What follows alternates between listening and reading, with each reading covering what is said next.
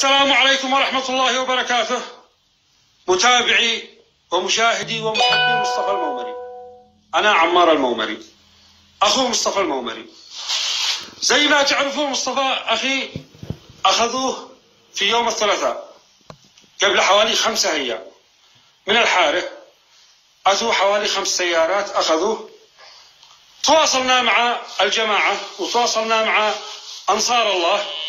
في يومها طمنونا، قالوا مصطفى موجود عندنا وهو بخير، وإحنا الآن نأخذه في ورشة، يعني هو الإعلامي وما بش أي قلق. وطمنوا مصطفى بخير متعافي ما بش فيه أي حاجة.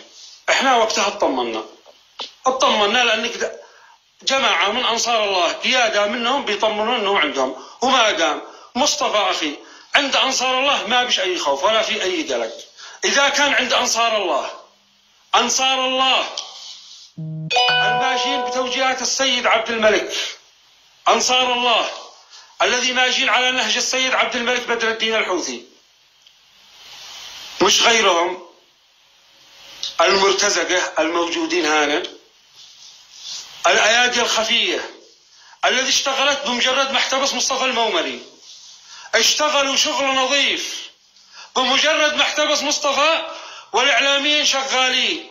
الإعلاميين الذي يتبعوهم اتصال لفلان قال شوه صورة مصطفى، واتصال للإعلامي الفلاني نزل على مصطفى منشور، واتصال للصحفي الفلاني اتكلم على مصطفى. ساعة يقول لك هو تبع العدوان، ساعة يقول لك انه معه تخابر مع دول التحالف. كل واحد يمشي عليه قصة من راسه. هذا الذي آلمنا وجعله. هذه الأيادي الخفية الذي بتتعلم